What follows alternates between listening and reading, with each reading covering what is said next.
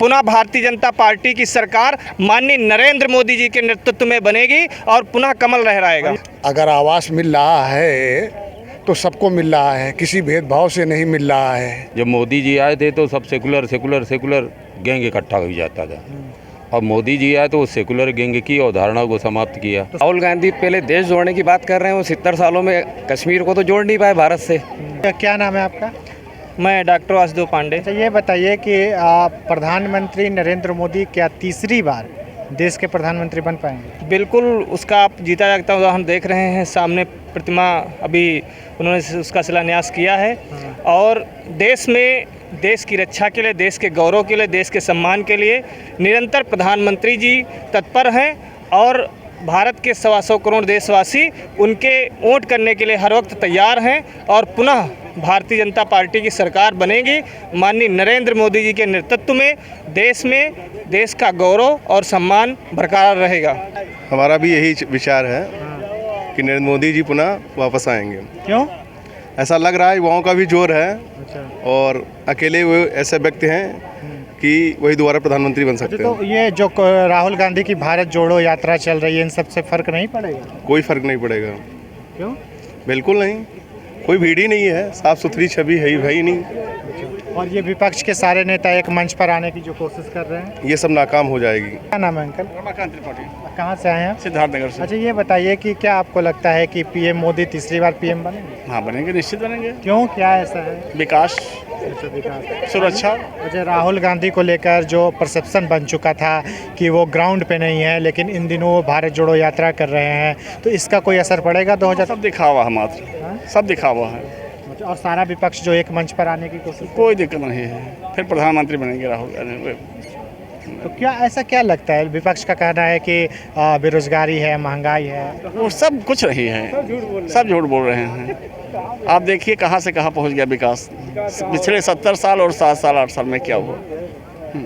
अच्छा, तो आपको ये सब लगता है कि मतलब कि 2024 में फिर से पीएम मोदी बनेंगे, निश्चित बनेंगे। जो राहुल गांधी कोई टक्कर नहीं दे पाएंगे। सर्वमान्य नेता है नरेंद्र मोदी जी, जो देश में कार्य कर रहे हैं, देश हित में कार्य कर रहे हैं, जो विदेशों में जो ख्यात उनकी मिली है, संभवतः ऐसा देश का प्रधानमंत्री दोबारा संभव नहीं है। तो विपक्ष कह रहा है कि देश में बेरोजगारी है, हिंदू मुस्लिम को आपस में लड़ाया जा रहा है। ऐसा कुछ नहीं है। मोदी जी ने कहा सबका विकास, सबका विश्वास, सबका साथ, और अगर आवास मिल रहा है तो सबको मिल रहा है, किसी भेदभाव से नहीं मिल रहा है। राशन मिल रहा है तो सबको मिल रहा है, ये देख के नहीं दिया जा रहा है कि ये मुस्लिम है, ये हिंदू है। तो कांग्रेस पार्टी के नेता राहुल गांधी भारत जोड़ो यात्रा कर रहे हैं और लगातार जन सैलाब उमड़ रहा है। कहाँ जन सैलाब उड़ रहा है? यहाँ तो भारत तोड़ो अभियान चल रहा है और राजस्थान में जो स्थित कांग्रेस की नेतृत्व परिवर्तन को लेके है, पहले अपने परिवार को, अपने जो लोग टूट रहे हैं, जो गुटबाजी G23 बनी हुई है, उसको रोकथाम करें। अच्छा, तो आपको नहीं लगता है कि मोदी को राहुल गांधी टक्कर दे पाएंगे? अब 2024 तक तो संभव ही नहीं है, 5 साल तो और बढ़ा लीजिए आप। अच्छा, और इधर दिल्ली के मुख्यमंत्री अरविंद केजरीवाल, ममता बनर्जी, नीतीश कुमार, अखिलेश यादव, ये सारे एक मंच पर आने की कोशिश। ये कहाँ मंच पे आ पाएंगे? इनके तो प्रधानमंत्री ही बटे हुए हैं। पहले तो यही तय करें कि इनका नेता कौन है। अभी तक इन लोगों ने अपना नेता ही नहीं तय कर पाए हैं, तो अभी नेता को लेके ही इनका झगड़ा चलता रहेगा। सोनिया गांधी भी भारत जोड़ो यात्रा में गई हैं। नहीं, अब कहाँ, उनका तो इतना स्वास्थ्य खराब है, 4 कदम चली और लौट आई, उससे थोड़ी ना होगा। लोगों की जन समस्याओं को लेके उतरना पड़ेगा, संघर्ष करना पड़ेगा और जनता की भावनाओं को समझना पड़ेगा। ये तुष्टीकरण की नीति अब नहीं ज़्यादा समय तक चल पाएगी। तो आपको लगता है कि वो तुष्टीकरण की राजनीति कर रहे हैं? टोटल तुष्टीकरण की नीति है। अब मोदी जी को देखिए, उन्होंने सबके लिए आवास दिया है, गरीबों के लिए। ये तो नहीं कहा कि इनको देना है, इनको नहीं देना है। और यूपी में मदरसों का सर्वे हो रहा है, बार बार विपक्ष की तरफ से बोल दे रहा है कि एक विशेष कम्युनिटी, एक विशेष वर्ग को टारगेट किया जा रहा है। कुछ नहीं टारगेट। कल उनके जो सबसे बड़ा मदरसे के वो चेयरमैन है मदनी साहब, उन्होंने खुद कहा है कि नहीं, सर्वे तो होना ही चाहिए। राहुल गांधी पहले देश जोड़ने की बात कर रहे हैं, वो 70 सालों में कश्मीर को तो जोड़ नहीं पाए भारत से। आज अगर भारत जोड़ने की बात कर रहे हैं, तो पहले जब 70 साल ये लोग कांग्रेस शासन में रहे, उस समय कांग्रेस शासन में कश्मीर को जोड़ देते भारत से। वो जो मुद्दे थे वो ये लोग उस टाइम भूल चुके थे। अब आज जब मोदी जी काम कर रहे हैं कहीं ना कहीं, तो इनको ये दिखता है कि अपन दूसरे तरीके से लोगों को इम्प्रेस करें। तो भारत जोड़ो यात्रा से फ़र्क नहीं पड़ेगा 2024 के चुनाव में? मुझे तो नहीं लगता कोई ज़्यादा फर्क पड़ेगा, क्योंकि जो लोग समझते हैं कि काम जरूरी है, भारत जोड़ो यात्रा है तो ठीक। आपका नाम क्या है? गिरजा शंकर। कहाँ से हैं आप? कानपुर से। अच्छा, ये बताइए कि आपको क्या लगता है कि प्रधानमंत्री नरेंद्र मोदी तीसरी बार पीएम बनेंगे? हाँ, इसमें तो कहीं कोई शंका है ही नहीं। क्यों शंका क्यों नहीं है? कांग्रेस पार्टी लगातार पनप रही है। कांग्रेस पार्टी पनप रही है, ऐसा लगता नहीं है, न दिखता है। वो एक विपक्ष नाम जो होता है वो भी तो नहीं है देश में। आज की तारीख में सरकार के सामने एक मजबूत विपक्ष की कमजोरी जो है वो देश को खलती है। ये मजबूत विपक्ष तो दे नहीं पा रहे हैं। मंत्री नरेंद्र मोदी तीसरी बार पीएम बनेंगे? 100%। क्यों नहीं? और कौन कौन काम कर रहा है? क्यों काम नहीं कर रहा? राहुल गांधी हैं, अरविंद केजरीवाल हैं, नीतीश कुमार हैं। वो काम में बहुत फ़र्क है।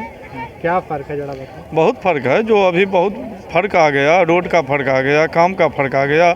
जो सफ़र 8 घंटे का होता तो आज के डेट में 4 घंटे में हो रहा है, 2 घंटे में हो रहा है। और पेट्रोल डीजल के दाम बढ़ रहे हैं। पेट्रोल डीजल के दाम बढ़ रहे हैं तो सुविधा भी तो बढ़ रहे हैं। सुविधा भी तो ऐसे तो सुविधा फ्री में नहीं मिलती है ना। सुविधा बढ़ाने के लिए तो पैसा तो चाहिए ना। और ये नीतीश कुमार जो आ रहे हैं, कह रहे हैं कि सारे विपक्ष को एकजुट करेंगे मोदी के खिलाफ। वो सब हवाबाजी हो, सब अपने आप हवा में उड़ जाएंगे। और ये लालू यादव वगैरह सब हवा में उड़ जाएंगे। और राहुल गांधी की जो भारत जोड़ो यात्रा चल रही है, वो चलेगा तो उससे कुछ होने वाला नहीं है। क्यों? भारत जोड़ो यात्रा में भारी भीड़ देखी जा रही है। वो भीड़ कहाँ है? वो तो 1.5% आदमी भी आ जाएगा तो भी भीड़ हो जाती है। हिंदुस्तान की 135 करोड़ जनसंख्या है, भीड़ जुटाना तो आसान बात है। तो सिर्फ भीड़ जुटा रही है तो और क्या हो रही है? 10-20 हज़ार आदमी को जुटाना नेता के लिए कौन सी बड़ी बात है? तो उसका फ़र्क नहीं पड़ेगा चुनाव पर? कोई फ़र्क नहीं पड़ेगा। भीड़ जुटाने से फ़र्क पड़े तब तो सब नेता बन जाएंगे। और नीतीश कुमार वगैरह जो कोशिश कर रहे हैं कि एक मंच पर पूरे विपक्ष को लाया जाए। कभी नहीं आएगा। सबको प्राइम मिनिस्टर की कुर्सी चाहिए। अच्छा, उससे कोई फ़र्क नहीं पड़ेगा? कोई फ़र्क नहीं पड़ेगा। और आपस में जब तक इनके प्राइम मिनिस्टर की कुर्सी का क्लियर नहीं होगा तो प्राइम मिनिस्टर कैसे एकजुट होगा? सबको तो कुर्सी ही चाहिए। सब तो अपने कुर्सी के लिए एकजुट कर रहे हैं। और तो ये सवाल ये है कि विपक्ष का ये कहना है कि मोदी राज में एक विशेष वर्ग को टारगेट किया जा रहा है। ये विपक्ष का काम क्या? विपक्ष का तो काम है विरोध करना, विरोध कर रहे हैं। तो आपको नहीं लगता है कि सही में एक विशेष वर्ग को टारगेट किया जा रहा है? हाँ, आपको लग रहा है। आप इसका जवाब दे सकते हो। कैसे टारगेट किया जा रहा है? क्या सुविधा नहीं दिया जा रहा है? मदरसों का सर्वे कराया जा रहा है। तो कौन सा बुरी बात है? PFI पे एक्शन हो रहा है। तो कौन सा खराब बात है? जो बाहर के आदमी आके यहाँ बसेंगे, आतंकवाद मचाएंगे तो उसको क्या किया जाएगा? तो विपक्ष ये कह रहा है कि RSS को बैन करो। RSS कौन सा बुरा काम किया है? RSS क्या आतंकवादी हमला किए हैं? कभी कहीं बम फोड़े हैं? फिर भी ऐसा क्या है कि आप लोग कह रहे हैं कि PM मोदी ही बनेंगे? असल में ऐसा है, PM मोदी के बनने के पीछे कारण तो बहुत हैं, बड़ा लंबा समय लग जाएगा, लेकिन मुख्य कारण है कुछ ऐसे। हिंदुत्व की जो अवधारणा उन्होंने उकेरी, पिछले 10 साल हो जाएंगे अब आके मोदी जी को। जब मोदी जी आए थे तो सब सेकुलर गैंग इकट्ठा हो जाता था। अब मोदी जी आए तो उस सेकुलर गैंग की अवधारणा को समाप्त किया। तो सेकुलर पे हिंदुत्व भारी पड़ गया, आपका ये कहना? हाँ, बहुत भारी पड़ गया। इतना भारी पड़ गया है कि 20 साल लग जाएंगे अब इनको वहाँ लौटने में।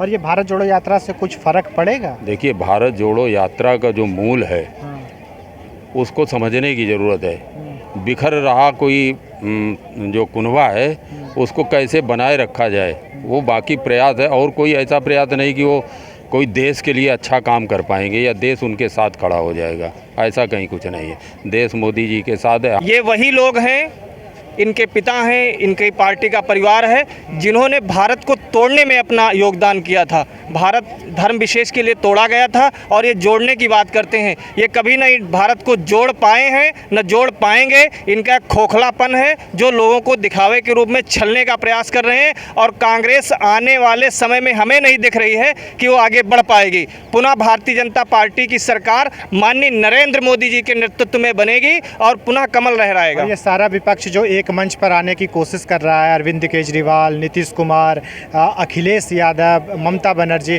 तो क्या ये एक चुनौती नहीं है पीएम मोदी के लिए? नहीं, हमें कोई चुनौती नहीं दिखती है। चुनौती क्योंकि केंद्र स्तर पर कोई ऐसा नेता ही नहीं है जो माननीय नरेंद्र मोदी जी के नेतृत्व को सह सके, उनके नेतृत्व की क्षमता की बराबरी कर सके।